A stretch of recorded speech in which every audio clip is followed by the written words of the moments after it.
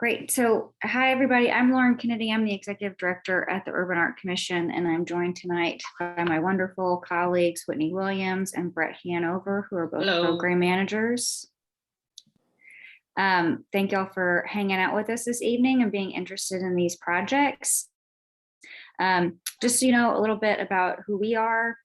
Our mission as an organization is to create opportunities for artists and neighborhoods to connect and shape spaces through public art. And in that statement, you see artists and neighborhoods really at the forefront. Those are the folks that we care the most about. So that's you, right? And we're really committed to these larger goals for ourselves as an organization. Supporting artists, getting these kinds of opportunities, helping folks expand their practice and their work, to create strong projects with deep connections to our neighborhoods, and providing opportunities both for residents to shape and participate in the process around public art. And then lastly, that we ultimately want to grow the scope of public art in town.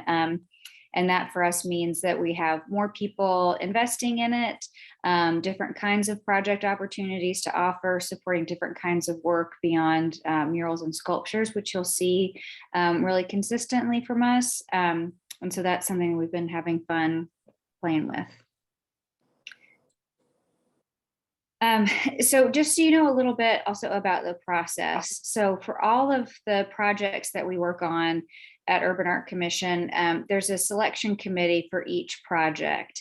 And then for city funded projects, several, which are at least one, I'm sorry, that we're looking at tonight, if not all three actually. There's an additional committee called the Public Art Oversight Committee that is kind of the ultimate approving body. So we share this because we're really facilitators in the process, and the selection committees come together, and it's a mixture of folks who are tied to that neighborhood, so people who live and work there, other artists or arts professionals, an architect or stakeholders like the branch manager of the library, that kind of thing. And those folks help us shape the call to artists that you saw and brought you here tonight. They also help us review all of the applications, ultimately picking 3 to 4 finalists to invite to submit site-specific proposals. And so that's just kind of a first note to clarify for y'all that with this initial application, we are just looking for your portfolio, not for a proposal yet, because we're going to pay you for developing any kind of design proposal for us. And so then that committee ultimately also selects the artist to commission for that project. And then they stay involved through design revisions and seeing the project going up, and helping us celebrate that in the neighborhood. And I think I'll stop there and let Whitney pick up, and she's going to talk a little bit more about the specific projects that we have offered right now. And then Brett and I will come back and talk a little bit more about kind of things that we can share about the application process. Yeah. Hello, I am Whitney Williams, and I am the program manager that is over these 3 projects. Most directly, but you will engage as the selected artist with all 3 of us, Brett being on this call, as well as Wendy, who you will meet when it comes down to the nitty-gritty of the installation. And I am really excited about all 3 of these projects, as since I came on staff back in May, I began having conversations within these neighborhoods. So as I am not a part of any of these 3 communities directly, I definitely have a passion and am excited to be able to articulate the request and the feedback from the neighborhood, as well as I'm pretty proud of the selection committees that are voicing what the residents want to see and why they're so deserving of these projects. So I am really excited to share that in the Douglas neighborhood, we have a budget of $50,000. And this is kind of us getting really creative on this concept. Hopefully you guys have taken a moment to be able to review kind of how Douglas Park is set up. But if you go behind Douglas High School, you will run into Douglas Park, or if you go to Douglas Community Center, behind it, you will be in Douglas Park. Or if you are at Douglas K-8 optional school, if you go behind it, you will be in Douglas Park. Or if you go to the Head Start school for the pre-K and go behind it, you will be in Douglas Park. So very intentionally, as it's designed, you are in a space that obviously caters a lot to children and families. And within that, it is just a massive, expansive space and place for people to hang and be.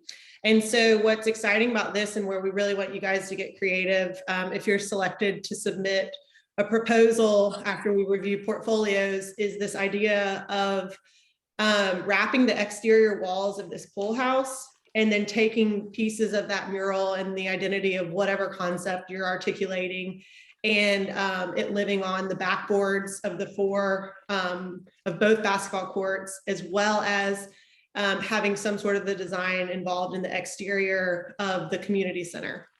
And so really the design, we want it to be cohesive, but it's, you know, not expected. Obviously, if we were covering all of those spaces, we'd probably have a budget a lot larger than that. So we definitely want you guys to consider how to use the space super intentionally, but not having to think to fill it the whole way, as well as considering like what's going on in the park and the community center and the schools and how that affects the identity of the neighborhood. In partnership with the Time Is Now Douglas Redevelopment Corporation, ourselves and the city of Memphis, we are looking for someone to create a mural that speaks to the pride of the community, engages with the youth, and pays tribute to Douglas's rich Black history. Specifically, as we have done a lot of community engagement with the neighborhood at large, from there, in meeting with a selection committee that represents artists, as Lauren spoke to earlier, as well as stakeholders and the neighborhood, we want to ensure that the mural pays tribute to the name of the community, its founders, and the African-American ancestors who are celebrated annually in the park on Juneteenth. Douglas Park is actually where our city's first Juneteenth was held, and it is still active every year. Also, we want this to be something that celebrates Douglas's pride and longevity, the value of the land, and the establishment. Is that? I think Pam, could you mute your microphone, please? We good? There we go. Nope.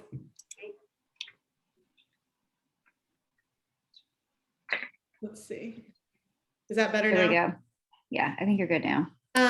Yeah, and we wanted to celebrate the pride and longevity, the value of the land, and the establishment of a neighborhood that was built from slavery to ownership. We also want this mural to feel warm and welcoming to the neighborhood youth who are active in the park, as well as complement and just kind of take note of the existing public art in this neighborhood. So here are some images for you guys to take in, but I highly, highly encourage you to go visit these spaces. And if you want someone to ride along with you out there, it's my cell phone number that's listed on all of the applications and proposals. So I'm happy to go out there with you and introduce you to a couple of the neighbors if you're not familiar with Douglas community.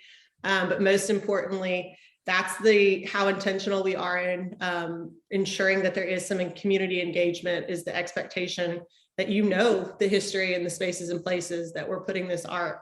So up top, you'll see the pool house, and hopefully COVID gone this summer, this pool will be filled and kids will be and families will be using it full time.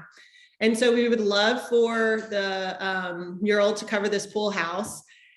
And then when you basically walk like 2 football fields away from the pool house, you will find the 2 basketball courts, as well as in this bottom left picture, the 2-story building that you can see in the background. That is the back of the community center. And then the image on the right is showing you the front of the community center.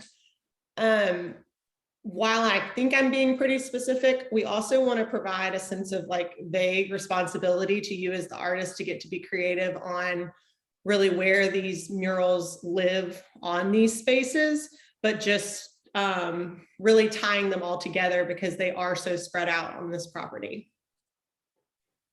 And all of these images and information, as you probably saw, are on the call. So here are some examples. These three are examples very intentionally to show you kind of different ways of what we just explained. In the top left, Lindsay Bailey's artwork shows that you can definitely get your bang for your buck, as she did not cover the brick wall entirely, but the mural is still as large as the whole wall. And then in the right, the example of Carl Scott incorporating, you know, there's no people on that, but it's showing the history and a lot of the important things and places in Uptown. And then most recently, Jamon Bullock just completed a mural on the pool house wall that's inside where the pool is, and then wrapping around to cover kind of the fenced walls of the pool. So that's kind of showing just, I mean, really spot on the incorporation of what that neighborhood expressed for their pool area.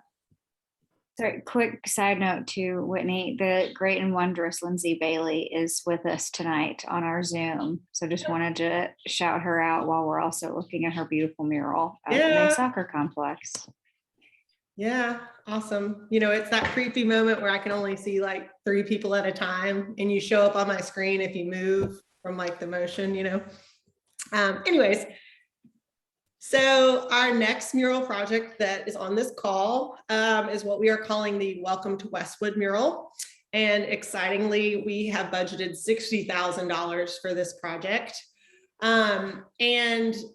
This mural is on, if you are on Rains Road and travel down till you hit Doubletree Street, a little bit past that, you will find 2 massive retention walls that have a mural from over a decade ago that it's time for an upgrade. You know, it's just, we'll see some pictures in a minute, but it has just largely deteriorated over time, and the neighborhood deserves and has expressed a desire for this to be refreshed, as you know, it's a good space to show what they have to offer, but it definitely needs an upgrade. So do want to make it clear that there is no expectation for the current mural to remain. We will end up probably power washing it clean. But again, with this budget, you definitely do not have to cover every single inch of the wall. You can get creative on how it lives and breathes. This is a partnership with us in the city of Memphis and Uplift Westwood CDC.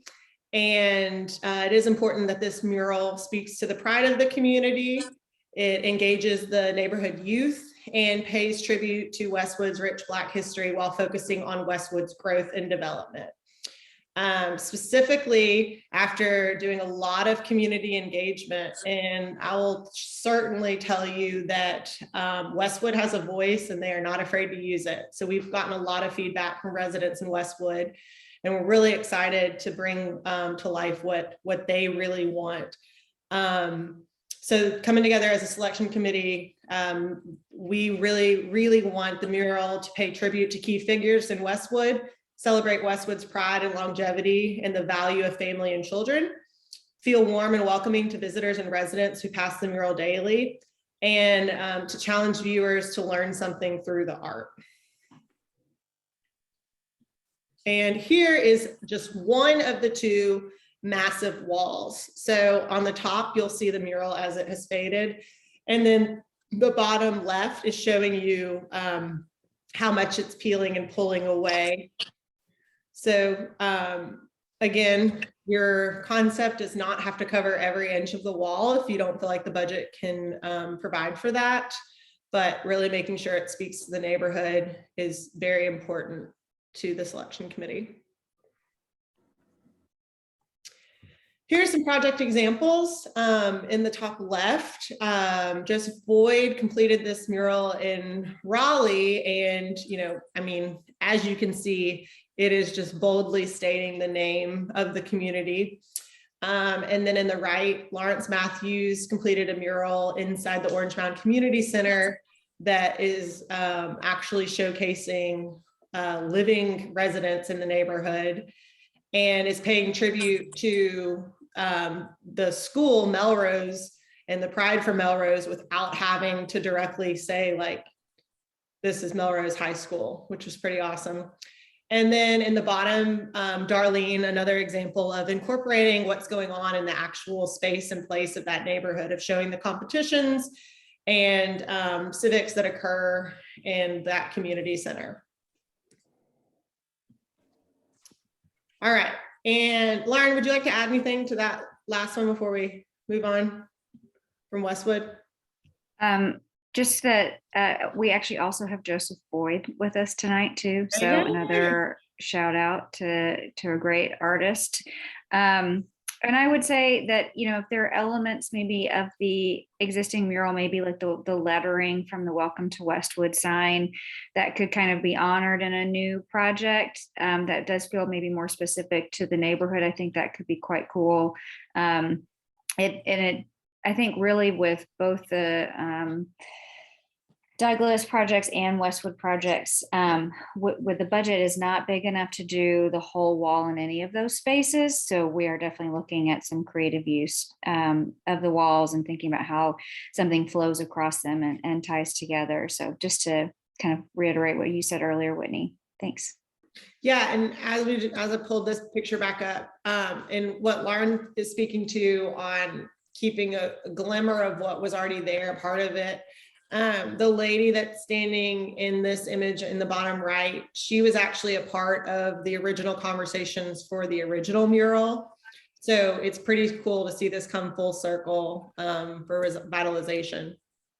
And again, if you guys want to go out there, I am happy to head out there with you and introduce you to some of the neighboring residents, as well as some of the CDC members. And lastly, our third call that is out right now is for the Ed Rice Community Center. And this one is pretty cool because of it being a very,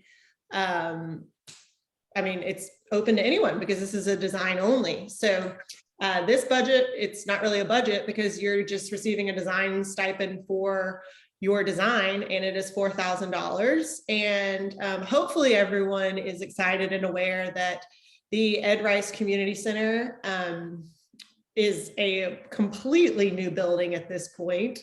And the old Ed Rice Community Center, and I mean, everything in Fraser is super active and they always have things going on, but they are excited and ready to bring back, they were averaging around 500 people a day in this space. And now it is a state-of-the-art facility and super modern, and offers a plethora of programming from sports to education to arts and recreation for the youth and adults in the neighborhood.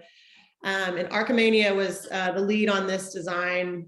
And there is intentionally place glass in basically half of the building. Every other wall is glass to provide a natural component inside the building, which is really, really cool because from the inside, it's super welcoming, as you can see from the outside, anyone, on the inside. So you feel very invited in, as well as the opportunity for the people on the inside to still be connected to what's on the outside. So, we definitely want you to take note on this design concept of the glass feature to provide transparency, but that your design will be a vinyl application that will print, and it could be affixed to the tiled walls as well as the glass. So with this partnership with the city and our selection committee, we really want this one to be more of a free form and flowing, right? That's just kind of, again, connecting the outside to the in, and to really kind of match the super modern architecture of the building. The selection committee, that's a lot of members that are really involved, from, if you've heard of Fraser Connect, and then the PTSA. So we're really speaking to all ages and levels of involvement in this neighborhood. It's really important that this public art piece highlights the environmentally conscious and sustainable concepts and amenities of this new facility. Potentially that looks like more of an abstract theme of concepts, that it reflects the activities and experience of the modern day community center, including its function as a flexible, misspelling there, community gathering space and a hub for exchange of exercise and education. This is, I think, really important to residents in the neighborhood, that it references the history of Fraser, but the focus is on the future. And again, that was a big conversation with Archimania, is, it's like, yes, we can honor the past and the people that were here and the history before, but the selection committee really wants it to reflect the value of family and children and entrepreneurship and the growth of Fraser as it is now. So I think that's kind of exciting. Take that into strong consideration, because I know that there is a lot of history in Fraser, but this really being something that's kind of sleek and exciting and really up to date. And then of course, Fraser has a ton of art and public art. So really, taking time to understand what's going on in the neighborhood and where it is and why it is there. Here is the renderings of the current design, as the building is not completely finished at this point, so we do not have actual picture images.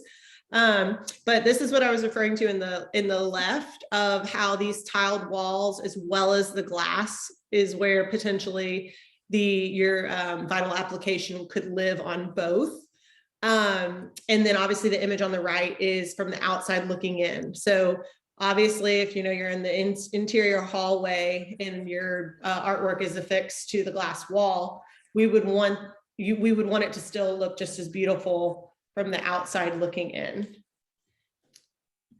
And this is an example of using this vinyl application, and this is in the Planned Parenthood waiting room.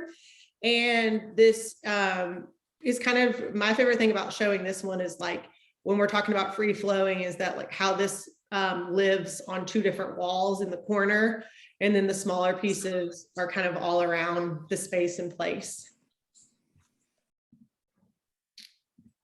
Lauren, would you like to add anything to that? Yeah, just quickly, that if you aren't familiar with Fraser or the former Ed Rice Community Center, this new space is such a major upgrade from what was there. So this is really something to celebrate for the neighborhood, something I think they've been looking forward to and wanting for a long time. So I think that's exciting.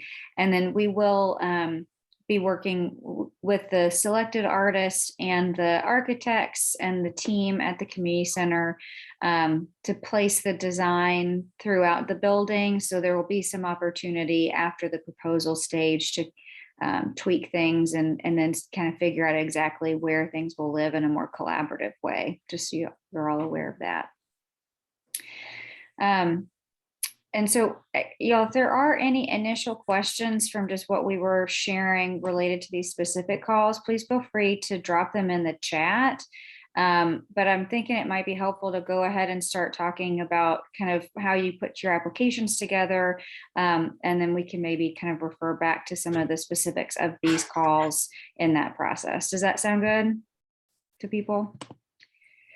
Cool. Yeah, so Brett, I'm going to turn it over to you. Yeah, so if you could just, keep the screen up. Hey, everybody, I'm Brett. I'm a project manager at UAC. So what we're talking about with the application is your letter of interest, your resume or CV, and your portfolio. So like Whitney mentioned, you are not submitting a design at this time. We want to make sure if you're doing any design work, you're getting paid for that. So this is just to pick the initial finalists who will be invited to then submit a design. So the main tip I want to say before I go through this list is meet with us, reach out to us.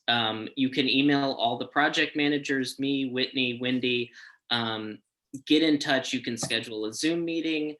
You can also, if you have never applied to a call before, if you've never received a commission from UAC, it is strongly recommended that you schedule 30 minutes to talk with us and to look through your application materials. We have seen a million applications. We know what kind of things get selected. We can give you very specific feedback, and you would be surprised that very few people take us up on that. So we are available for that, and it is helpful, and it is just, I cannot recommend that enough. We are a resource for you. So starting off with the letter of interest, this is a half-page to one-page letter, just to basically, it's not an artist statement. It doesn't have to be super formal, but it is to introduce yourself to the selection committee, to say who you are, talk a little bit about your artwork, and to basically tell them why you're interested in the call. So read the call to artists and look at all the details and think about, why is this something you're specifically interested in? If you have a connection to the neighborhood, if you grew up in the neighborhood or spent time in the neighborhood or use the community center, things like that are always really helpful. But sometimes the committee is not looking for that. Sometimes the committee is looking for the artist who can realize their vision in some way, or who can collaborate on their vision. And so it might not matter. But, this is a time to talk about your art practice, to talk about why you're interested in community projects, and if there's any special relevance of this particular project to what you want to do. You don't have to pitch an idea here, but you just need to kind of introduce why you might be a good artist to choose.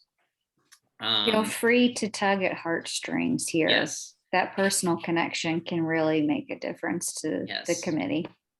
But like I said, you don't need to necessarily, if you don't have a connection to that specific neighborhood, you don't need to stretch. That might not be what they're looking for. Sometimes it is, sometimes it's not. So, but yeah. Sorry, I meant to say, like, also the kind of space it is too, or like not doesn't need to be Fraser maybe, but community centers were a place where you really spent time after school as a kid in whatever neighborhood you lived in. That's a way to extrapolate it as well.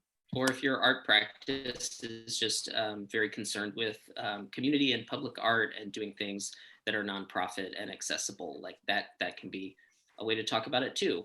Or if you've never done anything like this and have never considered any of that, you can say that and then say, but I want to, and here's my work. So that's also fine. Can we go to the next slide?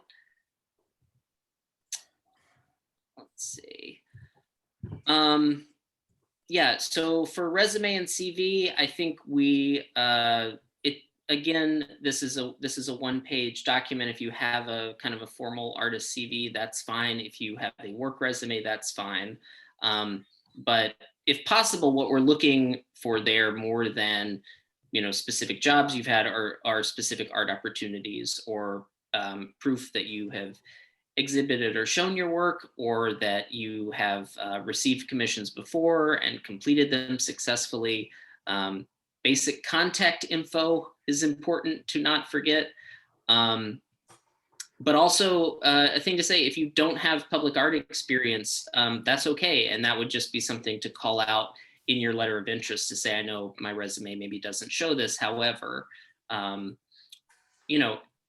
you also, on your resume or CV, if you've shown your work or done work in kind of contexts that aren't maybe traditional, or you've done things online or as an artist educator, things like that, you can definitely be creative and show us any kind of experience that you feel is relevant. And then let's see, next step.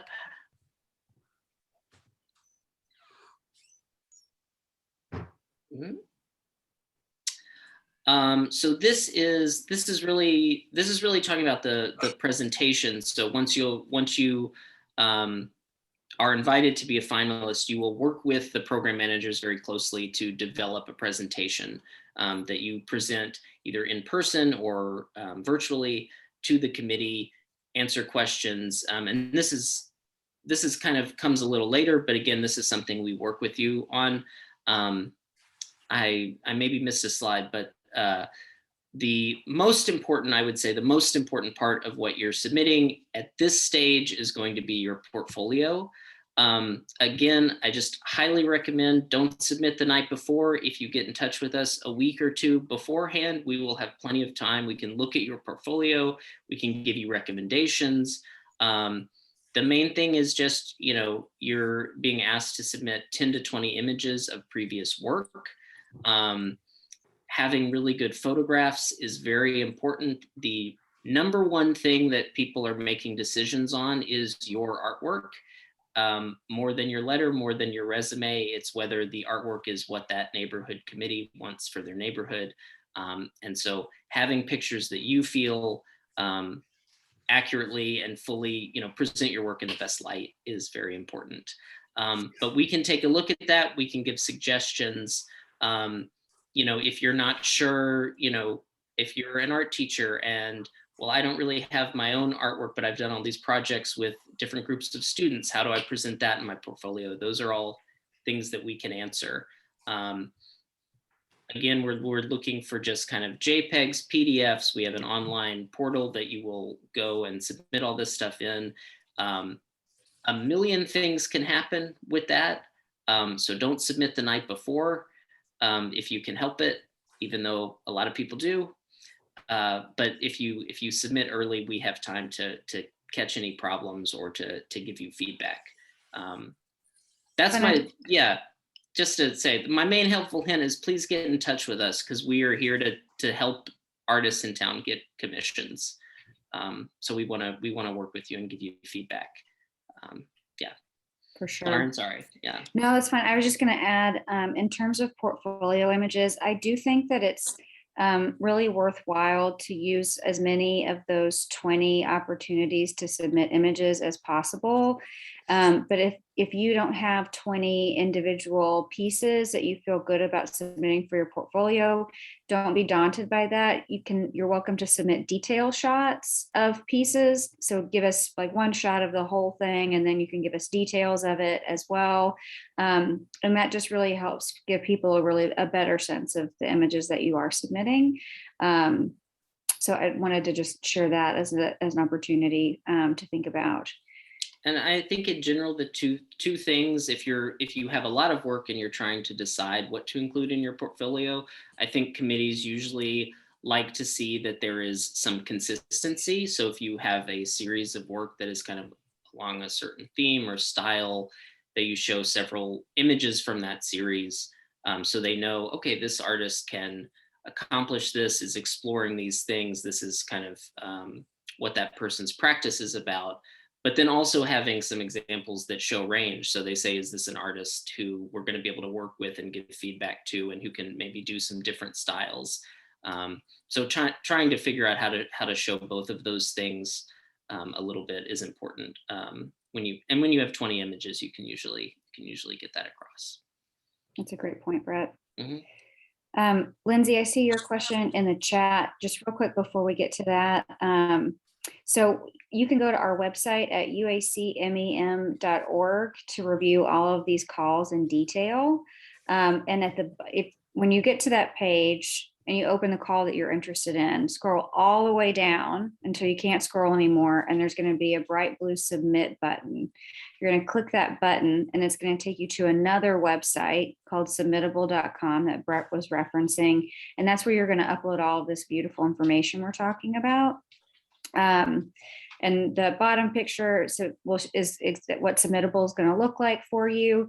One note, if you are maybe new to the website, you're going to have to create an account, but anything that you're uploading to submit for this project opportunity, you'll have that information or images in your account to submit to others as well. So other UAC projects or just other folks who are using Submittable, because this is a pretty common submission system. So we find that that's kind of helpful to share with folks as well. And if you have trouble navigating any of these spaces, like Brett said, be sure to give us a shout. I think that's kind of the bulk of the stuff. Oh, and there's just yet another reminder that we're here to help with a cheesy meme. So the kids love memes these days. They do. They sure do, Brett. Yep. Right. To get to Lindsay's question about the Westwood mural, so we have some kind of conflicting dates about, because the Westwood mural project is old enough that it predates our digital archiving system. So I think it was like around 2003 maybe that it was originally installed. I'm not sure exactly off the top of my head, but we believe that the degradation of the mural is really about age and maybe also the materials that were originally used at the time. I have not seen a mural peel like this before, so I'm thinking that it's really connected to the age of the project.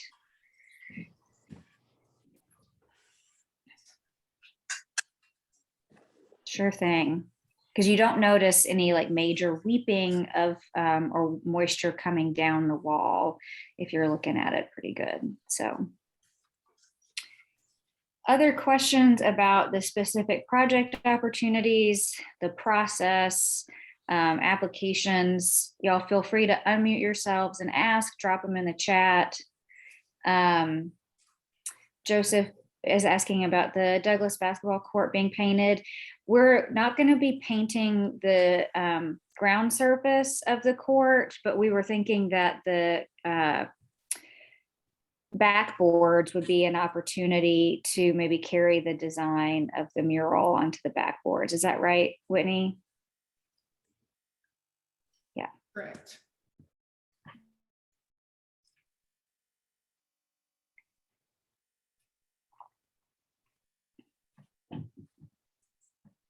What other questions folks got? And actually, maybe if you don't mind, and you could drop in the chat if this is your first time applying, or if you've maybe done a UAC project before, that might be nice to see too.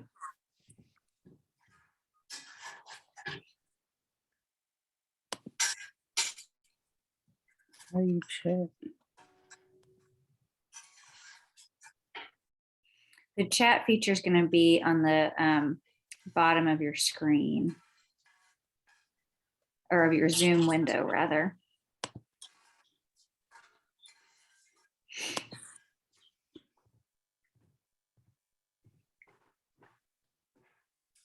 Well, thanks, Carl and Nisa. I'm glad to have you join us and be applying for the first time. And Andres, that's awesome. Oh, okay. Scheduling for installations really depends on kind of the site and the artist, but we work really hard to accommodate y'all however you need to.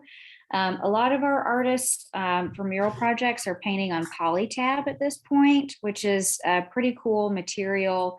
It's like a canvas that you adhere to the wall with a glue mixture, and it looks like you've painted directly on the wall. What's nice about that is it gives you the opportunity to not, for the mural schedule to not be subjected to the elements. You can paint in your studio, even on your kitchen table, and then go out and apply it, which can also save money on needing equipment on site for the installation.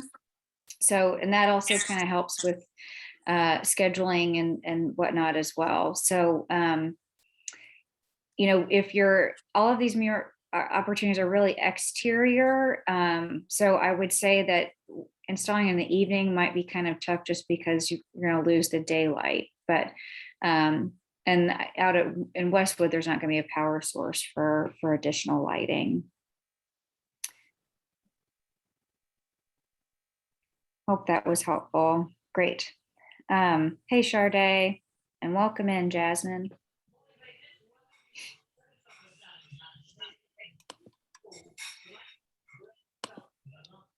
Yeah, and one thing maybe to mention from that slide just a second ago about when you're actually putting together a proposal, if you're chosen, that is a process where you'll be working with Whitney a lot. You'll be talking with the committee members, meeting with the neighborhood if you want to, and learning a lot more that you can put into that design. So that is a period of time you're given a process to really dig a lot deeper into the project. So you probably covered that, but.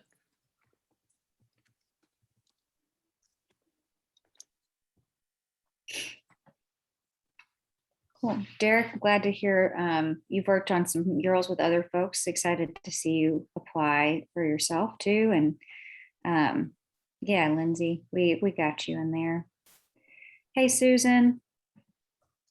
Y'all get ready to see Susan Monkestad's really, really gorgeous installation out at the new airport. Y'all's minds are going to be blown when you fly into Memphis next year. So. Or pick up your UAC bookmark with Susan's design on that as well. Yeah. That could also double as a holiday gift tag. We can't even keep them in stock. They're going like crazy. Like hotcakes. Like hotcakes. Cool. Well, thank y'all so much for joining us tonight. Like we said, we obviously recorded this presentation, and so we can share the link if you want to pass it on or you want to revisit the info, we can do that. The Westwood mural is on Rains, right? Yeah. Yes. Rains and Doubletree. Rains and Doubletree. And if y'all have questions, I know Whitney dropped her email in the chat earlier, and it's on the call information on our website. Actually, you can find all of our emails on our website. We are here to help. And yeah, give us a shout, and happy holidays. If it's your first time applying, if you've applied before and have not had any luck, come meet with us. Let us look at your portfolio. We'll help you out. Oh, sorry, we do have one more question, clarifying for Andreas about the difference between the design only call and the other two calls for Westwood and Douglas. So the difference there is really just that for Ed Rice, you will be creating a digital design that UAC will then manage the production and installation of. So the artist, we have design fees scheduled within the project budgets for both Douglas and Westwood. And if people are curious about how the budget stuff breaks down, we can talk more about that too. But the difference for Ed Rice is really just that we're going to take on the process and expense through the rest of the project budget to install the artwork that you create and submit to us digitally.